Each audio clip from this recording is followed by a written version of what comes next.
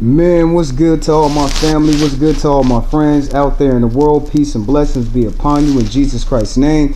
This is your brother Fat Boy Fish. What is good, family? What is good? Hey, shouts out to all my brothers and sisters out there that's been taking advantage, been seizing the moment to go ahead and throw up their prayers at this 9 o'clock prayer hour. You welcome to come join in, be with your family. Let's edify your father. Let's show your father how much you love him. Let's show your father the things that you are willing to change about yourself to make him proud of you. Now, shouts out to all the people in all these different foreign countries that pay attention to your boy. I can't even start going names. There's so many different names in Europe and Africa. You know what I'm saying? All these different places. I probably couldn't even say the name right, but you know who you are. Peace and blessings to you and your family. Your brother show appreciate you for taking out the time and listening to some of the conversation that I have. Now, for today's topic, I'm going to try my best not to offend anybody, because y'all know how y'all be. Y'all be get caught up in y'all feelings. Y'all start crying when I want to tell the truth, or I want to tell about an injustice. I already know. I already know. But I'll try my best not to offend you too much, being some of y'all are highly sensitive. If you're not sensitive, I'm not talking about you. Now, I just had a little conversation, but family, I don't understand, family. Okay, for my black folk, my people who live in this country. Now, we done already had 500 years of white supremacy over us and dictating all our emotions, suppressing us, doing all that to us, family. Now, when did the black racism come in at? And I didn't even put this on a piece of paper. I'm just going off the top of my head because it's something that I don't understand, and it bothers the hell out of me as a black man. It bothers me, family. It's like how we go from having white supremacy people treat us the way they do to treating our own selves that way. It doesn't make any sense, family. And we all involved in this. We all took a part of this, knowing or probably not knowing, but we all have took it a part of this. Ain't nobody out there that could say, "Oh, I'm not guilty of that. I ain't never did." My brother, you lying. You are lying. I ain't never did. My sister, you lying. You are lying. You practice it in one shape, form, or fashion. You have to your own people. But I don't understand, family. How can we go from having white folks, the white supremacist people, treat us and do the things that they did to us in the past all the way to current day, and we practice racism amongst our own people? That does not make any sense, family. It really doesn't. Now, I say for the past 20 years I haven't been practicing that at all. You know what I'm saying? I haven't fed into it. I haven't gave into it. I have not implemented it. I'm not the type of man out here that's being racist to my own people. And I hate to say it, family, I really hate to say it, but which one do y'all want? You know what I'm saying? We already as a people, we don't practice black economics. We don't do that. But we practice colorism. That doesn't make any sense to me at all, family. So I'm gonna need you to take a stand up on this colorism in your own personal life to your own family members out here. You don't gotta be that way. You ain't gotta practice all of that. It's so much in it, family. It really is, on how we treat each other. It really is. We're still going under white supremacy right now, but we're being hindered by white supremacy, and we're hindering our own self. Which one do you want, family? You won't be able to fight both of these things. You know what I'm saying? How can you fight against white supremacy if you're practicing supremacy of your own people? That don't make no sense. So I'm gonna need my brothers and sisters to listen up and take a stand on this. You don't have to be ratchet. You ain't got to be scandalous. You ain't got to be foul. You ain't got to persecute your own people. You ain't got to do that. You know what I'm saying? We already got all these outside influences persecuting us for centuries, and it's still going on to this day. Why would you want to do that to your own family? All right, I'm off of it. I'll leave it alone, because I know I'm going to bring that back, because I just don't understand, family. How can we as black people practice colorism? That is no different than racism amongst black people. And I know, family, I know this was taught to you, but you still got a choice. You know what I'm saying? It was taught to you and it was given to you, because if we all didn't take part of this, if it wasn't something, then, because this is still a remnant This is still like a remnant from post-traumatic slave syndrome to me. If we all didn't practice this as a group and individually, it wouldn't be a thing, and I would not be talking about it. I would not. But this is the remnant left behind from slavery. This is post-traumatic slave syndrome that we're going through. We're treating our own self. We treat ourselves like that. Can't blame anybody but yourself. So I need my brothers and sisters out there to take a stand on this with me. You know what I'm saying? Take a stand with your boy. Hey, I'm against it. I don't ride with it. I told y'all several times, I don't care what color you is, as long as you calling yourself black. You know what I'm saying? I don't care what color you is. If you black and you saying that you not black, then maybe I'll treat you the way that you want me to treat you. If you want me to treat you like a white guy, I will treat you like a white guy, because you're not taking no pride of being what you are and what God has blessed you to be. So if it's not no circumstances like that, if it's not a situation like that, then that's how I'm gonna feel about it, family. So I'm gonna need my people out there that listen to me. I need you to take a stand on this colorism. It's really hurting our people. This is what's keeping us divided. This is the reason why we don't practice group economics. If you sitting there being racist to your own damn self. All right, I'll leave it alone. I'll leave it alone. I'll leave it right there. But hopefully my brothers and sisters out there understand why I'm saying what I'm saying. I'm not just saying this to be just talking. You know what I'm saying? This is actually something that is bothering our people. Now, I can pout this little lit. Now, family, I don't want to be too serious with you today, but I still want to be serious with you at the same time. So I'm going to play with you a little bit. But then again, I'm going to be serious at the same time. Now, check this out. The first thing I got on my list. Men today have no balls. Demasculated. Society have cut off of your huevos and demasculinity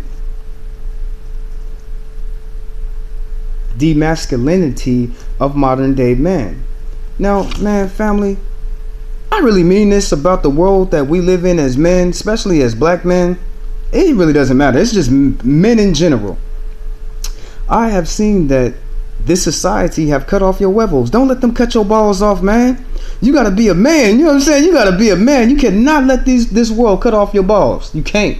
You can't let this world demasculate you. You know what I'm saying? And not only is this demasculating people, it's running around trying to feminize them the same way. So this world wants to cut off your nuts and give you a vagina, family. I'm talking to my men out there. Anybody who is a man, this is who it's directed to. I'm talking to you. This world wants to cut off your balls and give you a vagina. Do you believe that? Look around you. Now, I gotta go hard for a little bit. Because I'm gonna just give you my I'm being truthful. I'm not being shady. You know what I'm saying? My honest opinion up over here. Now, it's a saying that men, and I'll be the first one to say, before I didn't know. You know what I'm saying? My pastor, he let me know. You know what I'm saying? He let me know what was going on. I couldn't even see it until my pastor opened up my eyes to what was going on. I thought it was normal. I thought this was how we would normally be. We're not supposed to be like that. You're supposed to be a manly man. But this society we have lived in, they have cut off your cojones.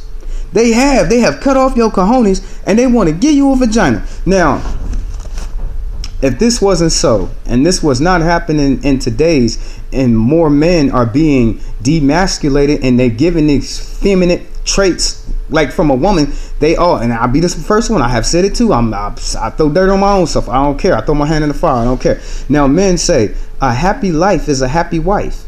Man, do you know what Jesus is asked? You know how God asks you of your woman, what he's asking of her. Now, by you being demasculated, how are you serving the Father? How can you call yourself a man if you letting a woman rule over you? You know what I'm saying? Because that's what it's basically boiled down to in this society.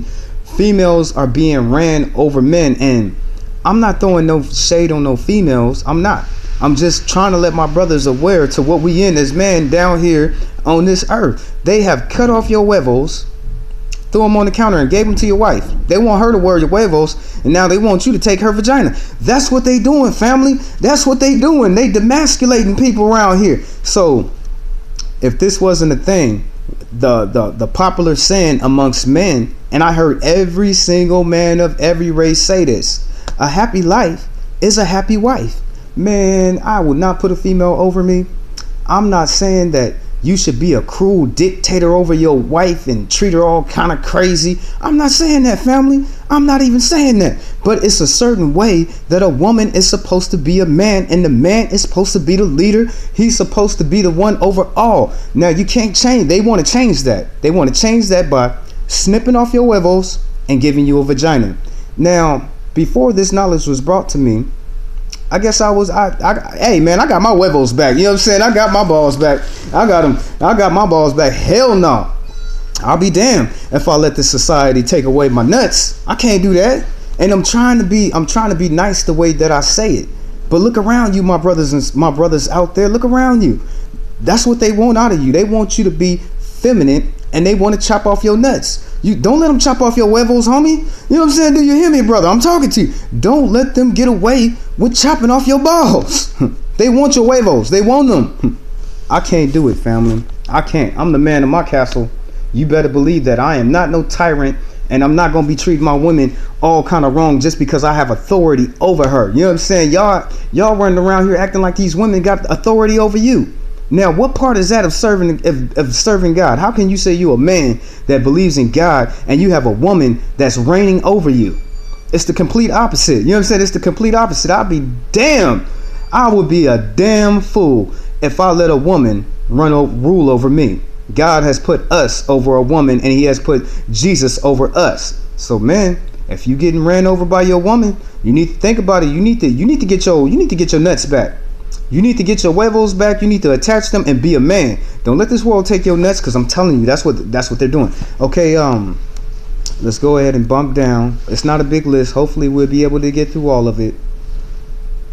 Now, when you forgive someone, do you carry resentment about that person and what was done? You really have not forgiven or let go. Now check this out, family.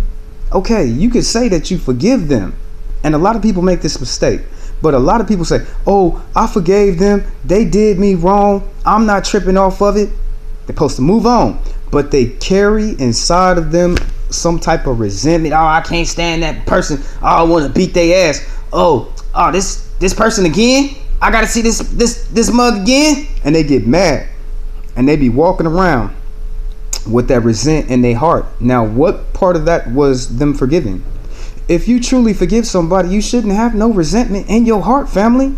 I'm not asking you to be their best friend. I couldn't do you like that. This is your brother, Fat Boy Fish. I could not do you like that. But I'm going to ask you to forgive them so you could be set free. But you truly haven't forgiven a person if you walking around and you still got resentment in your heart. You have to let it go, family. You shouldn't be thinking bad about that person. You shouldn't. If you truly forgave that, and I was talking to Jesus and the Father about this earlier today. If you truly forgive a person, you should carry no resentment, no pain, no frustration, no anger in your heart towards that person. Now, I say to you again, I'm not asking you to be their best friend. By no means. I couldn't ask you to do that. But you have to forgive, to truly let something go. Got to let it go, family, or you'll walk around with all that frustration, and like anything, you keep on talking about it, keep on thinking about it, it's only going to build up. It's just going to build up even more evil inside of you over something that you thought that you let go. So, family, I'm asking you need to think about that. If you really forgave that person, you shouldn't be talking bad on them. There should be no resentment in your heart for that person. Okay, let's keep going, family. When was the last time you was asked by an Asian person or an Indian person for change? It doesn't matter, because they help they own people, my brothers and sisters. Now look at what's said, family. Now, I mean, really think about this. I mean, really be honest with yourself too. Now, when the last time you seen an Indian, I'm not talking about Native American people, I'm talking about Hindu, them type of people from India. When the last time you seen an Indian person at the corner store begging you for anything? You rarely see that. That's like seeing an Indian who was a security guard. You know what I'm saying? You rarely see things like that. When the last time, and you see it, but not as much as you see our people, regular American people, you see that a whole lot. But when the last time you seen an Asian person at the corner store, at any other corner, the highway overpass, at the grocery store, at your favorite retail store, begging you for some money. When have you seen that? The only reason why you don't see this, my people, black people of America, is because they help they own. They know how to lift each other up instead of tearing each other down. You know what I'm saying? They know how to lift each other up. So if we can learn how to lift up each other a little bit more, family, it does not take much for you to give in. I see what the gangsters say about me. They mad at me. I told you I stopped being a gangster. You know what I'm saying? I'm cool. I don't want to destroy my people. I don't want to kill my people. I don't want to put barricades and snares and blocks in their feet to lead them to hell. I'm not going to do that no more, because when I was out there, I was serving the devil. By them doing what they do, they serve the devil. So as I look at our people, we need to help each other, family. We need to help each other out. We need to lift each other up. Now, I've been on this all year long, family, and you've seen I have not stopped. I do this because I care for y'all, and I want to see a better change for my people, but we got to start implement these things and working on each other. These scandalous Negroes running around that's tearing each other apart and tearing you up too and having you feel a certain way. You got to watch your stuff. You got to do all this. You always know they about, you know they about that life. Let's not be mistaken about this. You know they about that life, and you know they not going. Did you hear the series that I did yesterday? I told you what God said about them. They not going to change. They not. But how can we demonize these people? How can we demonize them? We have already accepted them so much to where even our little babies are trying to emulate things that they do. That is not good, family. That is not good, family. Because if they're on a messed up path, look at them. Look at them. They going to hate me for saying it, but it's the truth. They going to have to wake up and start caring about their people, but they don't care. I talked about it through the series that I went through. I talked about the whole 2 hours about it, just to put it in your mind. They are not going to change. They're always going to be the destroyers of our people. So we got to demonize these people, family. We really, if we want to make a better change for our people and for our children to be better, we have to demonize what's wrong about ourselves, what's wrong about our people. We can't glorify it any longer. You see how these kids are, family. Look at the babies, family. Oh, I'm a thug. I do this. I gotta have mine. It's already being put in your kids. So we gotta fight this evil that's being put in our kids. And the only way we're gonna do this is to be able to demonize them. People shouldn't be looking up to them. People shouldn't be thriving to try to be like them and do the things that they do, because all the things that they do are foul and they are disgusting in God's eyes. And you know I'm not sitting here lying to you. Okay, let's move on. I'll just leave it right there, because I've been saying it all year long. People just still don't understand. I don't want to make a change. I can't do nothing by myself. It takes all of us, brother.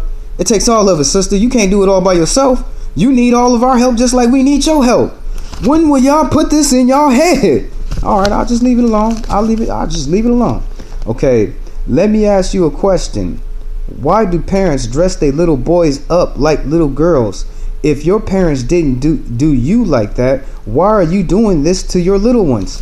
Family, I don't understand this, family. In the society that we live in modern day now, you see all these grown people dressing up their sons as daughters. If that's not a way to mess up somebody's mind, if that is not a way to make somebody unstable, that's the same thing to me as you teaching your kids how to be racist, or you teaching your kids how to be a gangbanger. It's the same thing to me. You know what I'm saying? Because you are building up an unstable person. I watched this one show, family, and this woman, she was over there trying to put barrettes in her son's head. He was steady trying to take them out of his head. I don't understand. This is what they say. A little boy should have a choice to figure out what he wants to be in life. And when he comes to that age, he should know. Nah, he's a boy. He should act like a boy. You're not supposed to dress your children up as a Tinkerbell fairy one day, and then you got them as a cowboy the next. You can't do that, family. You know what I'm saying? You can't. And then I don't understand. Why do they think that this is okay for them to do? Now, me, I'm a grown person, family. I am grown. I don't own no vaginas that you would buy in the store. Why are they giving this to the kids? You know what I'm saying? Why are they giving them toys that's made up of penises and vaginas? Here you go, little Billy. Here's this big old giant penis. Go play with it. Why would you do your son like that? Why would you give your daughter a gigantic vagina for her to play with? I'm a grown ass person and I don't own no plastic vagina or penis. You know You know what I'm saying? And I'm a grown person. And these people would sit here and give this to their children. How demented are they in their mind? So family, it went right by my head. It blows my mind just to see that a parent, even though their parent wasn't crazy, like, oh, we're new generation, we feel this way. But your parents didn't screw your head over like that. Why are you screwing your own kids' heads over? Then you wonder why they so confused. I don't know if I'm a girl. Am I a boy? Am I a girl? Am I a boy? They don't know what the hell they is because their parents done did that to them. Why is these people confusing the hell out of their children? I don't understand. You can't dress her up as a damn cowboy one day. You can't do that. And then have her dressed as a princess the next. This shit is confusing. It's only one sex, man. God has made man and woman. That's it. There is nothing else. And anybody who would say that it was something else, they are a liar. And the truth of God is not in them. That's my word. You know what I'm saying? I don't even have to put the Lord name behind it because I stand on his word as the truth. Now let's keep it going. Can you imagine R. Kelly singing for a cheeseburger because he ain't got no money? Family, I mean that. Can you imagine R. Kelly at McDonald's singing for a cheeseburger? I watched this documentary, and before he was rich, before he had paper, before he was messing with them young girls and stuff, he was over there at McDonald's singing for a burger because he was broke. I watched this interview. I couldn't believe it. I was like, man, for real? R. Kelly was singing for a cheeseburger? You will never imagine how some of these rich people get their start. And they be so broke and they be so poor. Then they get all that money. Then they get amnesia and they don't know what it is to be broke no more. They don't know what it is to be in the rut like you in the rut. They don't know what it is to fight to have for everything that you got. They lost that a long time ago when they stopped singing for cheeseburgers. So if R. Kelly was singing for cheeseburgers, who else was doing something? What did Eddie Murphy, how he come up? You know what I'm saying? What was Martin doing? You know what I'm saying? All these different people that you have grown accustomed to love on your TV screen. What was they doing before they got rich? That's what I want to know. Okay, let's move forward.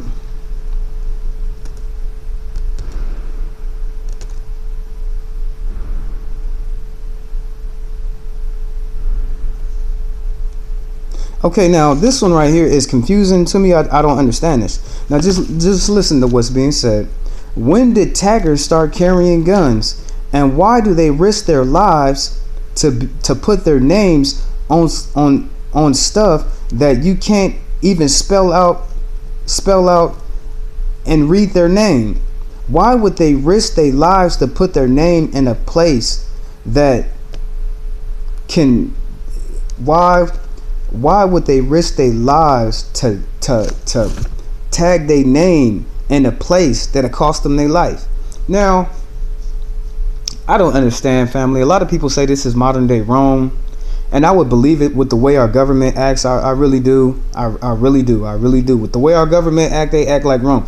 But a lot of people say this is Rome, and the taggers, that's what they say. This is just like Rome. When you was going through Rome, people tagged on the walls everywhere. We want to be like them. Well, you are. This is Rome. Now, I don't understand, family. When did taggers start carrying guns?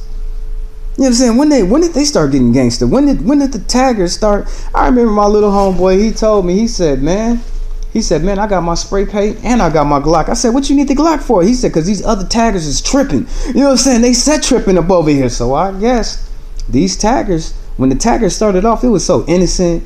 Somebody writing their name on the wall, you'd be like, oh, that's cool. But they didn't got extreme, family.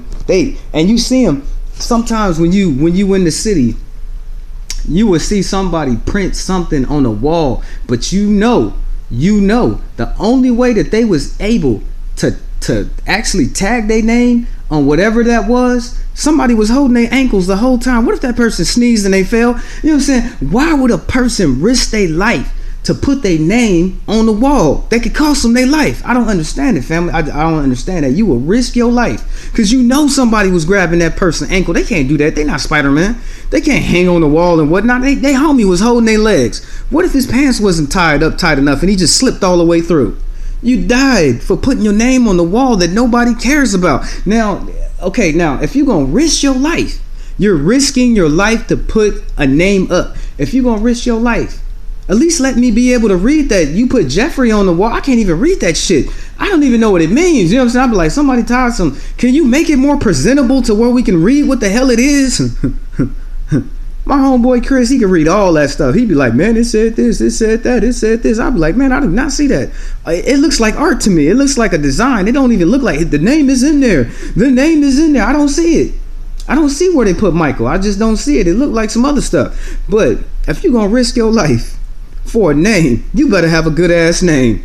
And you homeboys holding their pants, man, I feel sorry for you, homie. I really do. Because if something go bad, their life is not on your hands. But you was accomplished. You was accomplished. You was holding his pants up while you was doing it. Okay, let's move on. Now, this one goes out to Oprah Winfrey and Wendy Williams. I'll be your little boy toy.